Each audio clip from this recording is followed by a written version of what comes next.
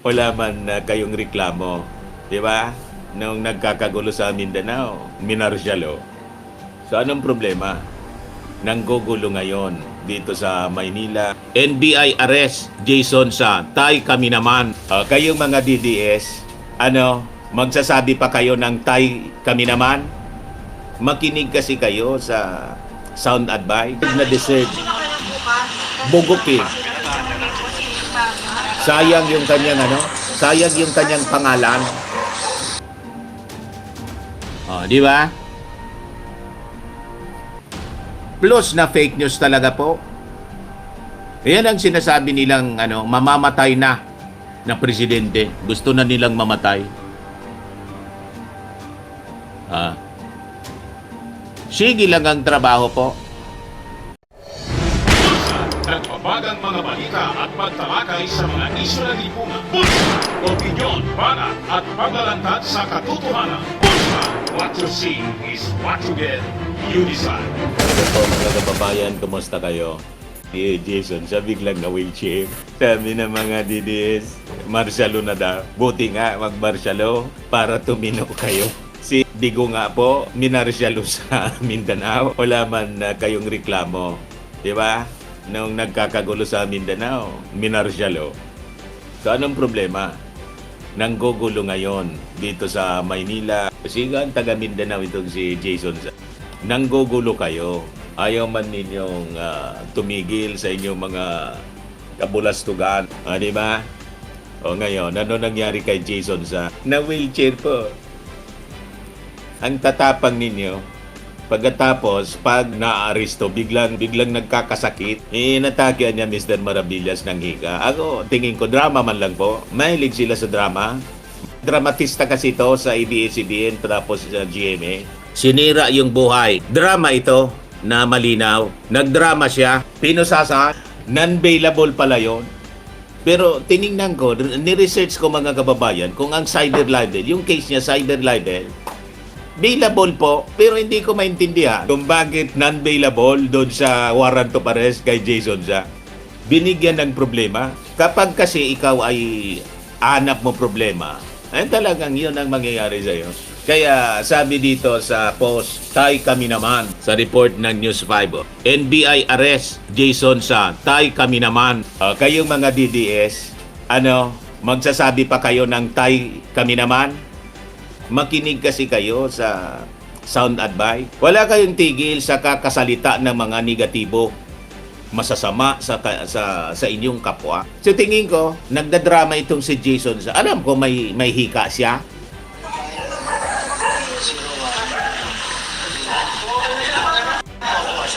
Deserve na deserve. Bugok eh.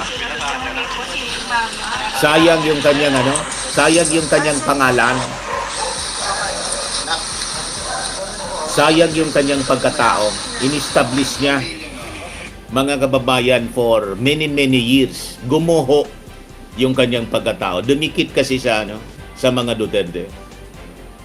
Nahawa ng masamang ugali, ng masamang pagsasalita, ng kasinungalingan. Nahawa. Kaya sabi sa Bible, huwag ka niyang sasama sa mga masasamang tao. Huwag. Avoid them. Kaya ako, pag nakita ko, umihiwalay ako po. Dumidistansya ako. Kasi pag hindi, madadamay ka. Hawa-hawa. Tingnan ninyo, ilan na silang nakakulong. Tama, nahawa sa mga DDS at kay Kibuloy. Nagtrabaho kasi kay Kibuloy, SMNI, consultant, na ang talent fee niya daw, 1 million. 1 million a month yung kanyang talent fee. Yun ang kanyang sinabi doon sa Congress. Nandun ako sa Congress, mga kababayan. Last year, kami ni Mrs. na-invite doon sa hearing tungkol sa pagpapasara sa SMNI. Pagkatapos yung cyber, yung libel, yung pagpakalat ng fake news, targeting Martin Romualdez and yung ating Pangulong Bongbong Marcos. So pinatawag sila ng Congress. Sasabihin nila pagsikil sa karapatang mamamahayag ng pamamahayag. Hindi yun po pagsikil. May limit po sa pagsasalita. Ang ginagawa nila, walang tigil na paninira at pagpakalat ng fake news.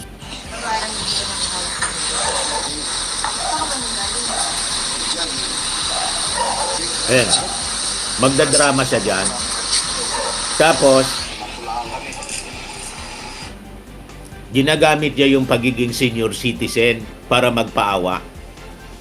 Kasi yan niya senior citizen, ha? Hindi ibig sabihin na pag ikaw senior citizen, pwede ka na mag-abuso.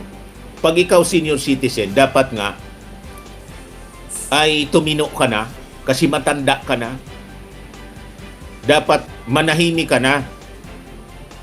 Wala eh. Si Digong, nag-retire na siya sana, mga kababayan. Kasi matanda na siya. Kung nanahimik si Digong, sabi ko sa inyo mga kababayan, malamang sa malamang, si Digong nandito pa.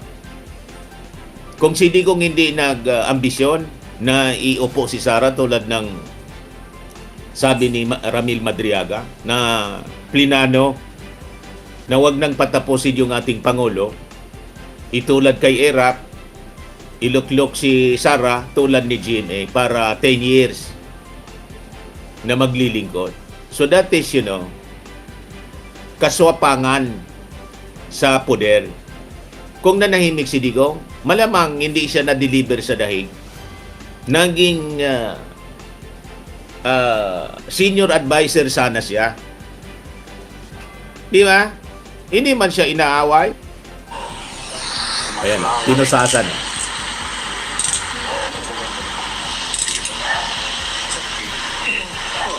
Rayali. Hi, sir. Hindi po. John, busy na po sa GMA7 po. Yeah, I know. I know this is all set up, so Ay no, niya. Kinausap siya ng isang taga-GMA. Bistado niya. Ay no, niya. This is all set up.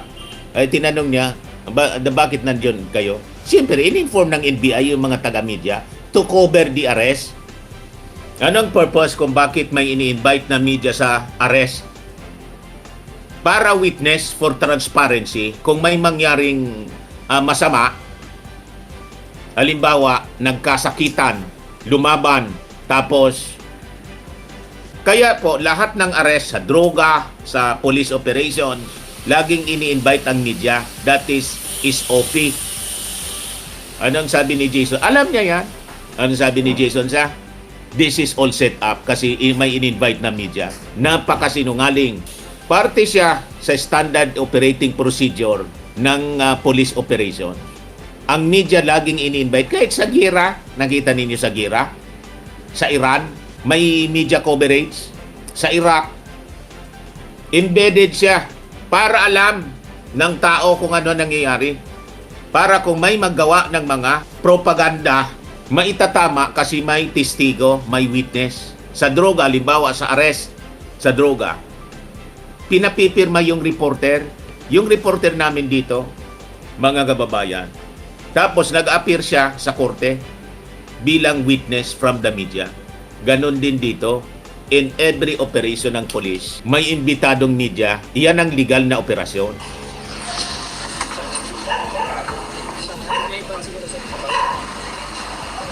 did you Yeah. expect this to happen? No, I was ready to post my bail kanina. Opo. Kaya lang, wala pang warrant kanina eh. Okay. That's why I'm surprised they have a warrant tonight. Uh-huh. The judge was not supposed to be in the office kanina. Okay po. And it was supposed to be a bailable, no, hindi siya, nakalagay dito, non-bailable. Kini-question niya, bakit daw non-bailable? Ako, kini-question ko din. Questionin mo na lang sa husgado. May abogado ka naman. Kasi yung cyber libel talaga po, bailable. Yun ang pinalabas ng korte, not bailable nakalagay doon. Basahin ko sa inyo. Ito, ipakita ko sa inyo. Di-questionin na lang niya. So, pinapalabas nila para niya makulong.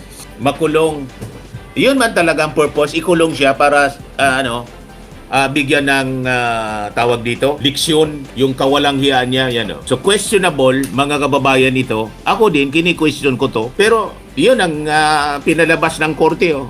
National Capital Judicial Region, Branch 118, Pasay City. People of the Philippines, versus Jose Yumang Sonsa alias Jason Sa. Criminal case for lawful use of means of publication and unlawful utterances amended by Republic Act 10591 in relation to Section 6, otherwise known as the Cybercrime Prevention Law of 2012. Warrant of arrest to any officer of the law, you are hereby commanded to arrest Jose Yumang Sonsa alias Jason Sa, who are said to be found in at Mabuhay, Bansalan, Davao del Sur, Davao Region, or elsewhere, and who have been charged before me with the offense of unlawful use or means of publication and unlawful utterances as amended by Republic Act 10591 in relation to Section 6 of Republic Act 10175, otherwise known as Cybercrime Prevention Act. The bail for the release of the accused in this case is fixed at non-bailable. Ito nung kini-question eh. Ang cybercrime law, mga kababayan, bailable, pero linagay ng usgado rito ng RTC, non-bailable for unlawful use of means of publication and unlawful utterances. So yun ang kini-question ng abogado. May abogado ka naman. Di, ang sabi nila, para niya makulong. Yun man talagang purpose, para makulong. Anyway, amanos na, si Digo nga, ginawa ng kaso, planted lahat ng ebidensya, nakulong si dating senador Laila de Lima 7 years. Wala kayong sinasabi. Bakit noon na panahon ni Laila de Lima, wala kayong problema? Ngayon may problema kayo. So pag kayo ang apektad, masama ang loob ninyo. Kasi bakit non-bailable? May abogado ka, di questionin mo. Kasi yung cyber libel, sabi dito, ano ang kaso ni Jason Sa, abogado ng bayan? Ayon sa warrant, ang kaso ay unlawful use of means of publication. Kabilang sa pinaparasuan dito ang paglalathala ng fake news. Tama, fake news po. Mga pahayag na nag-udyok ng pagsuhay sa batas o pumupuri sa mga illegal na gawain. Yan mismo yung ginawa mga kababayan ni Jason Sa. Ano ang ibig sabihin ng not bailable? Sa batas, ang isang akusado, karaniwang may karapatang magpiyansa bago mahatulan, maliban kung ang kaso ay may parusang reklusyon perpetua o life imprisonment at malakas ang ebidensya ng pagkakasala ayon sa korte matapos ang pagdinig. Ang Article 154 batay sa Republic Act 10951 ay may parusang aresto mayor at multa lamang at tataas ng 1 degree batay sa Republic Act 175. Hindi ito reklusyon perpetua to life imprisonment. Kaya ang paglalagay ng not bailable ay maaring questionable maliban kung may ibang basihan na hindi nakasaad sa warrant. Malamang, baka mga kababayan may iba pang krimen na nagawa, ka-inciting to sedition. Kung hindi nakalagay, maliban daw kung may ibang basihan na hindi nakasaad sa warrant. So, ano ang maaring gawin, mga legal remedies? Petition for bail. Kung sinasabing non-bailable, dito obligasyon ng prosecution na patunayan malakas ang ebidensya. Petition for certiorari, Rule 65. Kung may grave abuse of discretion ng korte sa pagtatanggi sa bail. But anyway, bala na yung mga abogado niya kasi, anyway, ang nagpalabas ng warrant of arrest, RTC, alam nila kung ano yung ginagawa nila. Kung questionable sa inyo, di questionin ninyo. Ganun lang yun. Ang process naman eh. Yung office kanina. Okay po. And it was supposed to be bailable, no, hindi siya, nakalagay dito, non-bailable. We know the process naman eh. Oo. Ano masasabi niyo dun, sir? No, we will go through the process, no problem. Ingat sir, ingat sir. Ingat sir. Binitbit siya ng mga taga-NBI, mga kababayan. Kagabi.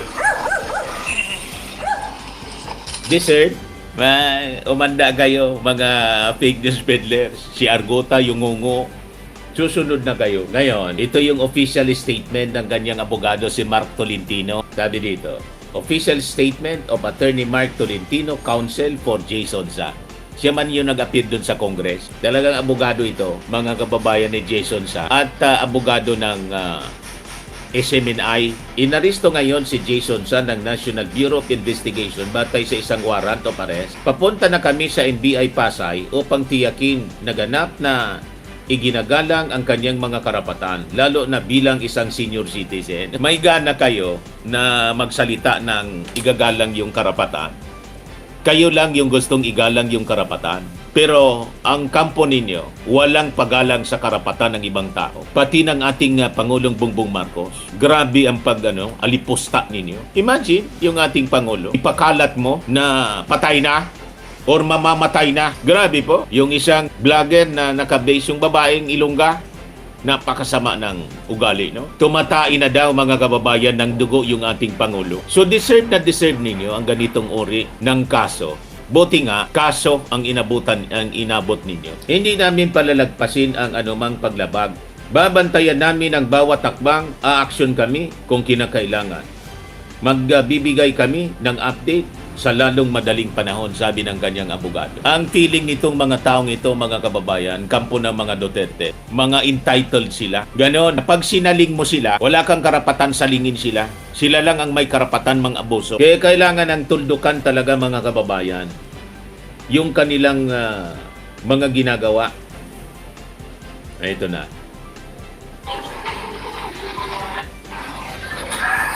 Nasa NBI na siya. Biglang inatake ng hika po. Oh. Ang tawag dyan sa amin po, uyok. Ang tawag sa amin yan, uyok. Yung nagdadahilan lang, nagdrama. Anong intention niya? Para kaawaan siya ng mga tao. Para galitin yung kanilang mga supporters, yung mga DDS. Para mag-alsa o sumaklolo sa kanya. Ganyan ang design nila. Mahilig sila sa drama. Pabiktim. Pero sila yung nambibiktima. Para, mga kababayan, ipakita na inaapi ang isang senior citizen. Kaya sinabi yun ng abogado. Matandaan na niya, inaapi, pinagmalabisa, kinaladkad, pinusasa. Huwag tayong pauuto sa mga drama nila, mga kababayan. Ganon sila. Napakasinungaling, mahilig magpabiktim para mawin yung sympathy ng mga tao. Pero sila yung salarin. Yan lang. Biglang nagumaganon siya. Inaatake ng hika. Yan gumagano. Malinaw na sakit-sakitan, tama po. Isang araw makita ninyo ito, ang advisor nito siguro, ang sinusundan sa drama si GMA, palibasa magkakasama, magkakakampo.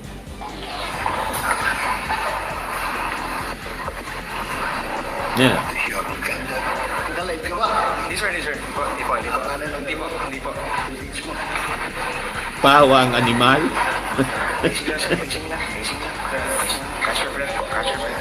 Catch your breath po, sabi ng catch your breath, sabi ng NBI.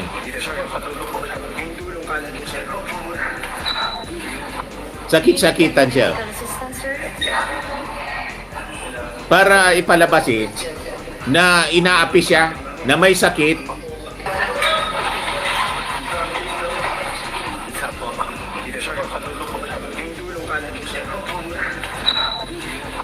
Do you need any medical assistance, sir?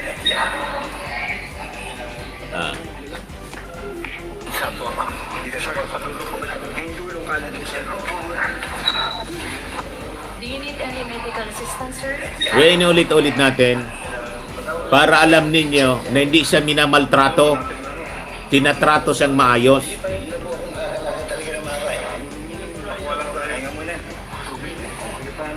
Kasi gagawa na naman sila ng kwento. Mahilig sa fake news eh.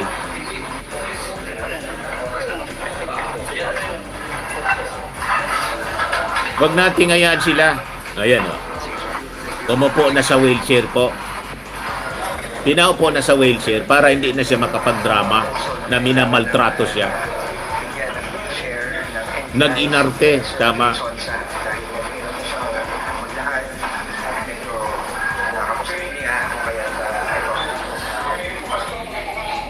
Alatang-alata, gumaganon-ganon siya. Nung nagti-fake news ka, inaalipusta mo, winawalang hiya mo yung ating Pangulong Bongbong Marcos, malakas ng malakas yung katawan mo. Nang inaresto ka, pinusasan ka, dinara ka sa NBI, bigla ka nang inatake ng hika. Alam naman namin na hikain ka. Kung gano'n na yung kalagayan mo, di sana nananahimik ka na lang, nag-retire ka na lang, di ba? Nandun ka na lang sana sa farm mo. O pwede ka din mag-practice ng profession mo.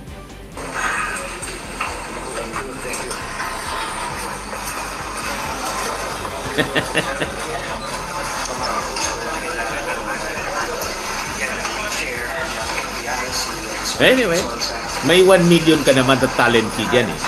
Every month. Okay din naman. Ubusin mo na lang yung talent fee mo na 1 million para pambayad sa abogado kay Atty. Tolentino. O di wow.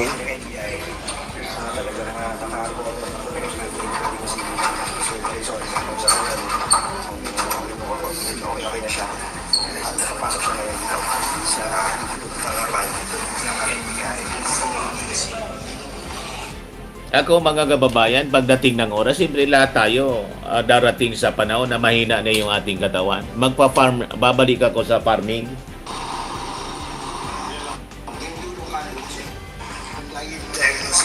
Malinaw na calamity ito.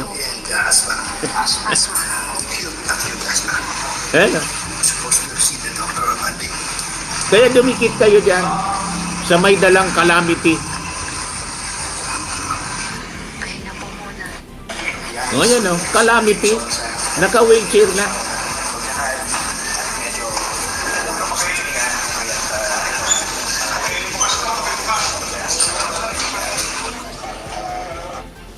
O ngayon, mga kababayan, yung kanyang sinisiraan na presidente na sabi niya mamamatay na, ipakita natin ang sinasabing mamamatay ng Pangulo. Bongbong Marcos, mamamatay na. Ayan siya, puging-pugi. Malakas pa sa kalabaw. Hibulungan Dam. Sige lang ang trabaho ng ating Pangulo. Di ba? Plus na fake news talaga po. Ayan ang sinasabi nilang mamamatay na presidente. Gusto na nilang mamatay. Sige lang ang trabaho po. May stage 4 cancer daw, sabi ni Jason Sa. Tingnan ninyo ang itsura ni Jason Sa at saka yung ating Pangulo. Walang hika. Binibless ng ating Panginoon.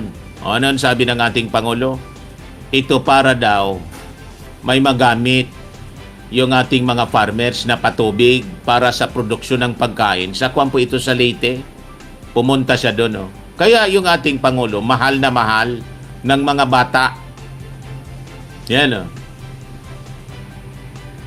Kaya sila galit na galit sa ating Pangulo. Kasi pilit nilang sinisiraan po, hindi nila sira. Lalong pumupugi yung ating Pangulo. Water in our farms means there's food on every table.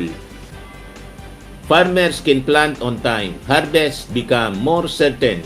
Incomes grow and families worry less over the next meal. Kita ninyo yung ating Pangulo? Wala kang marinig na masasamang salita.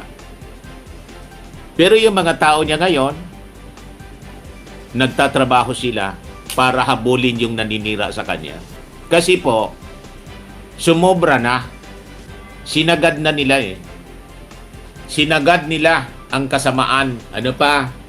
When health reaches the barangay, people feel it right away. We are sending support directly to LGUs so it reaches family faster with 10 kilos of rice. Namigay pa ng 10 kilos of rice for households and 200,000 for every barangay to support education and local needs in Eastern Visayas.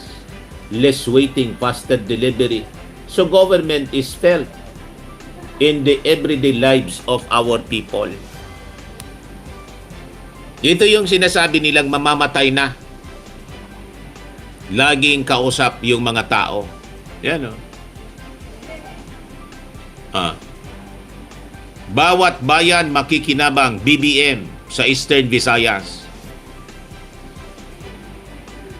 Tuwang-tuwa yung ating mga kababayang mahihirap. Oh. Mahal na mahal siya ng mga tao. Pero wala siyang tigil na sinisiraan ng mga DDS. Ito, tingnan ninyo. I-compare ninyo sa pagmumuka ni Jason Za.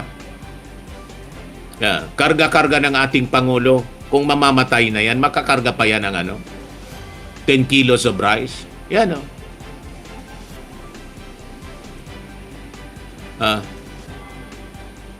Ganon, mga kababayan, ang ating Pangulo, walang tigil sa pagtatrabaho. Wala ding tigil sa paninira ang mga DDS. So malinaw na fake news ang sinasabi ni Jason Za na mamamatay na yung ating Pangulo. Cooperation between both national and local for me is key. And in fact, in-extend namin ito hindi lamang dito sa LGSF program at saka sa barangay program. Kung maalala ninyo, in-extend natin yung school building. Yan po ang partnership na aking nabuo at para yung buong Lucy Torres po ay yon. nagtatrabaho na sabay-sabay na nagtutulungan para pabilisin ang paramdam sa taong bayan ng serbisyo na nanggagaling sa pamahalaan. Ito yung sinisiraan nila. Nagtatrabaho na presidente. Yan naman ang hangarin natin. Yan naman ang pangarap. Yung gusto nilang gusto nilang ipalit, hindi man po nagtatrabaho. Serbisyo ng pamahalaan. Sige man lang ang panira at sige ang lakwatsa. O, di ba? Mga kababayan, yan ang ating Pangulong Bongbong Marcos. Ang bagong Pilipinas. O ito, mga kababayan, Eastern Visayas, bawat bayan magkikinabang. Ito dapat ang trabaho ng media, mainstream, hindi papakinabangan ng mga tao. Yun ang sinishare po, paninira. Ito dapat. Di ba? Mga kababayan, mamamatay na daw, malakpas sa kalabaw. Para sa Samar, tinatawagan po natin si Governor Shari Ann Tan kasama si ABC Federation President Ruby Delector na siyang kumakatawan sa lahat ng punong barangay sa probinsya ng Samar. Iyakan na naman yung mga DDS nito. Maraming salamat po. Para sa Northern Samar, tinatawagan po natin si Gov. Makatawan sa lahat ng punong barangay sa probinsya ng Biliran. Maraming salamat 200,000 po. bawat Para naman barangay. po sa Ormoc City, tinatawagan Yung message na ng ating Pangulo po, panoorin natin, pakinggan. Mayor Alfred, for your introduction. Batiin ko lahat ng ating mga governors, elected officials, the representatives of the different LGUs na nandito. Gusto nilang iupo yung walang pakinabang. At lahat na nandito, meron pa ako, babatiin ko rin yung mga scholar na nandiyan na, naging presidential scholar, isang bahagi nitong aming ginagawa na project. Ito po ay panibagong aming ginagawa na sistema na ang pinapatibay natin ang ating partnership ng national government at saka local government. Ito ay naging bunga dahil ako ay naging governor din ng 9 na taon sa Ilocos Norte. At nakikita ko na maraming disconnect sa national government at saka sa local government. Kaya nung ako ay umupo na Pangulo, sabi natin, ba't di natin tinutulungan ang mga local government? Di tayo nakikinig sa local government para malaman kung ano ba talaga ang kanilang pangangailangan. At ang isang nakita namin ay isang pondo na ito, yung tinatawag na Local Government Support Fund, yung LGSF. Ngunit sa 9 na taon na naging gobernador ako, wala akong nakita doon sa pondo. At nagtataka kami kung bakit may local government support fund, bakit hindi na ibababa. Kita mo? Kung saan saan nagagamit, ginagamit sa ibang bagay. So sinabi ko, ito na siguro ang pagkakataon na magamit yung LGSF sa tama. At doon ang aming ginagawa. So ngayon, yung So, dati hindi nagamit sa tama. yung pondo at binibigay namin sa mga governors, sa ating mga city mayors, sa ating mga municipal, lahat ng LGSF, lahat ng local government executive ay dinala na natin sa kanila. Dahil ang unang-una, dahil ako talaga lagi kong sinasabi, laki ako bilang politiko. I grew up as a local government official. At doon ako natuto kung ano ang mga dapat gawin, ano yung kailangan gawin at the local level. At yan ay ang mga natutunan ko, sinasabi ko nga, na kailangan tulungan natin ang mga local government dahil ang katotohanan, ang national government, kahit gaano kaganda ang programa, kahit gaano kaganda, kahit gaano karami yung pondo na hawak ang national government, pag hindi nakikipagtulungan ang national at saka ang local, walang mararamdaman ang taong bayan.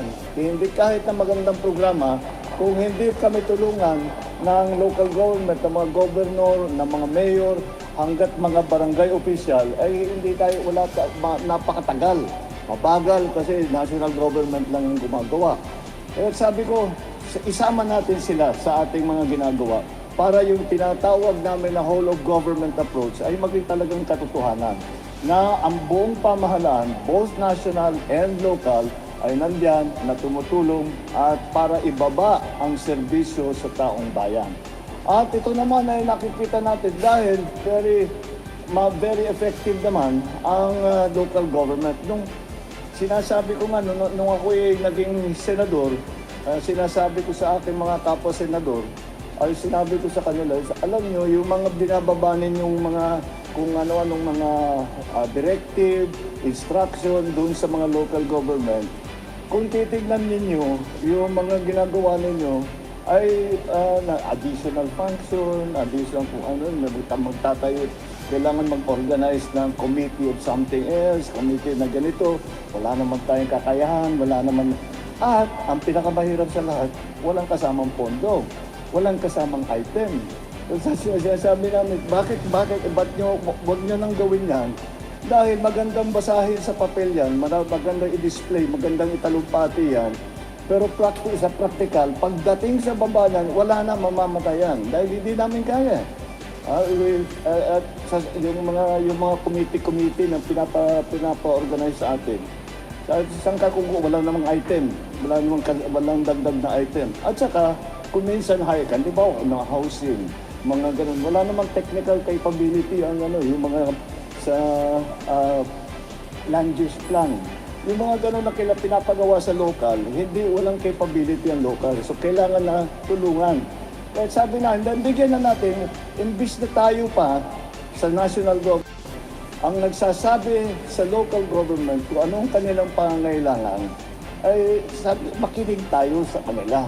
Correct. Dahil, ang mga baka Very good yung kayo, ating ang Pangulo. local government, siyempre sasabihin nila sa inyo yung problema. Pero sasabihin din nila sa inyo kung ano yung maaaring gawin para Talagang solusyonan nakakaintindi yung siya. problemang yun. Ito hindi natin alam ang mga kung ano yung sitwasyon doon sa kanilang lugar. And that's why binuo namin itong programang ito, binababa natin sa local governments ang LGSF at iniiwan na lang natin. Yun lang, meron lang kaming mandate na dapat, lalo na ngayon dahil natapat tayo sa isang oil crisis at alam naman natin pag tumaas ang presyo ng langis, tumataas lahat ng presyo ng lahat ng bilihin. At ang unang-una namin tinutukan ay siyempre yung food supply, yung pagkain. Gagawin ng LGU, galing nga sa LGSF na ibinaba natin sa ating mga local government executive. Yung mga beneficiaryo po, wag po kayo mag-alala. Hindi ito minsanan. Ito, magbibigay kami na 6 na beses sa isang taon. Every 2 months, magbibigay ulit ng bigas. Patuloy na patuloy. Every 2 months pala yan, oh. Grabe. Supply. Never yan na nangyari. Yan po ang naging Padaw ni Digong. para sa ating Ano ating kayo? local government sa mga probinsya, sa lungsod, sa bayan. And dito sa Region 8, higit sa 241,000 pamilya ay na ang mga nangangailangan, kaya ito po ang tutugunan namin ng tulong. Ngayon, meron pa rin kaming dinagdag. Itong nababasa ninyo na ang bawat barangay makikinabang. Ito po ay isang programa ngayon lang po ginawa. Alam naman natin ang mga barangay official kung minsan ay nahihirapan dahil pagdating ng panahon may gagawing proyekto, sasabihin sa inyong share sa IRA share, yung 10% IRA share namin. Ano yung sagot? Nagamit na wala na, naubos na Sabi ko, totoo naman, ginagamit naman sa tama, pero talagang mahirap ang pondo para at the barangay level. So, ang ginawa namin, gumawa kami ng programa, ang bawat barangay makinabang dahil ang gagawin nga namin ay bibigyan natin ng 200,000 pesos ang kada barangay Grabe sa po. buong Pilipinas. 200,000 bawat barangay. Huwag sanang nakawi ng mga kapitan. Sa ating mga barangay officials na yung 200,000 ay kalahati nun ay gamitin para suportahan ang mga presidential scholar. Ibig sabihin, sa 200,000, yung 100,000, magbibigay tigil 20,000 ang ibibigay sa bawat scholar. So bawat taon meron sila may 5 scholar ang pwedeng suportahan.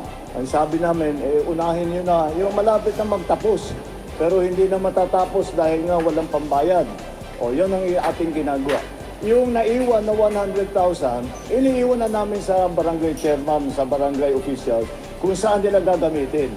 Dahil sa aking paniniwala at pag-unawa at tapat na pagpaniniwala na kayo lalong-lalo na sa barangay, kayong nakakaalam kung ano talaga ang kailangan ninyo. Alam naman ninyo kung saan kailangan ilagay yung pondo.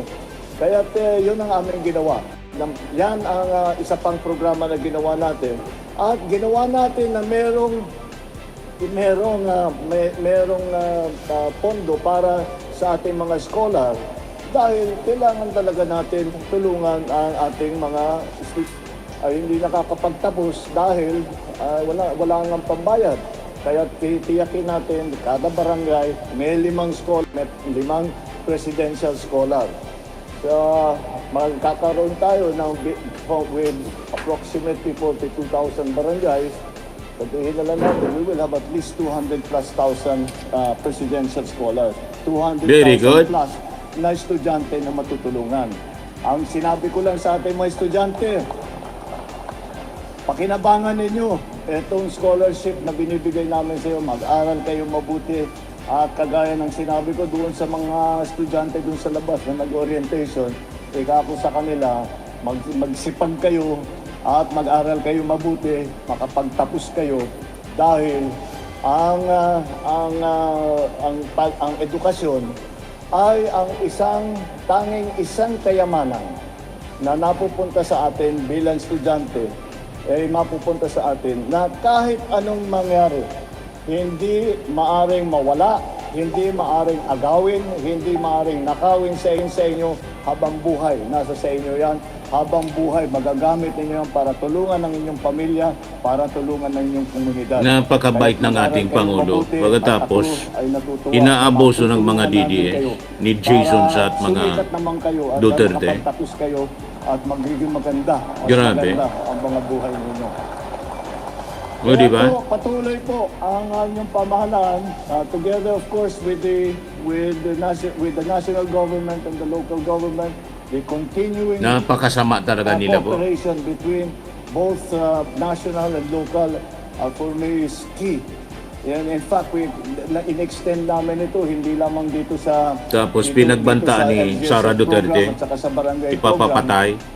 Kung maalala ninyo, in-extend Hindi. natin yung school building. Dahil ang bagay Yung walang ginagawa sinabi ko na kay matino. DepEd Secretary noon, sabi ko, o sige, kung talagang buhos tayo, ilan na magagawa nating school building sa isang taon? Walang naipagawa si Sara, 192 lang, 3,000 yung target. Sa local government, kayang-kaya ng local government. Eh, pagawa na lang ng mga LGUs po. So, yun ang ginawa namin. So, hanggat may kaya, basta kaya ng local administration. Tapos ng nagmamagaling. lokal, ang lokal na ang magpapatayo ng school building. Kita niyo? Napakaganda. Siyempre, tutuloy ang patayo ng Department of Education Department, ang DepEd. Ngunit, mapaparami at mapapabilis ang Correct. pagtayo ng silid-aralan dahil nga kasama na natin ang local government. Napakaganda. Yan po ang partnership na aking binubuo at para yung Dapat talaga, Prime Minister ito ay si nagtatrabaho BBM. na sabay-sabay. Another Na 20 nagtutulungan. years. At ito lang na dahil para pabilisin ang paramdam sa taong bayan ng serbisyo na nanggagaling sa pamahalaan.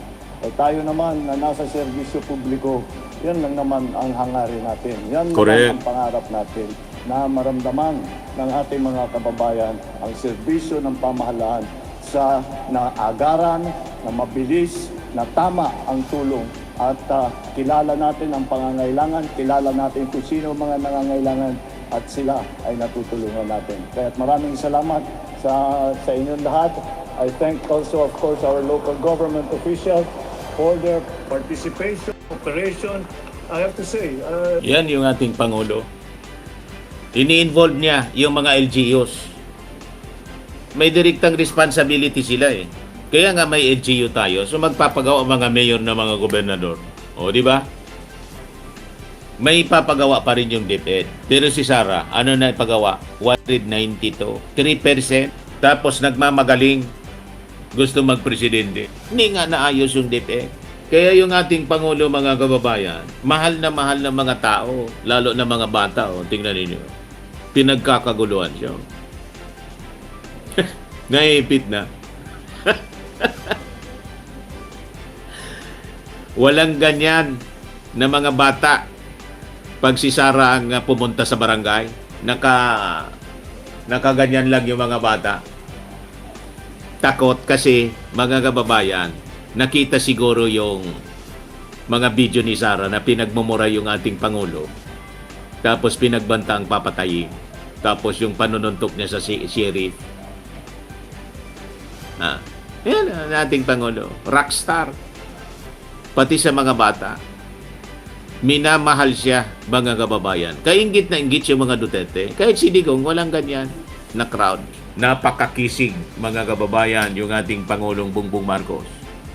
Napakakisig ng itsura. Most enthusiastic, yung pinaka-excited dito sa programang ito, hindi kami sa national government, kundi ang mga local government officials.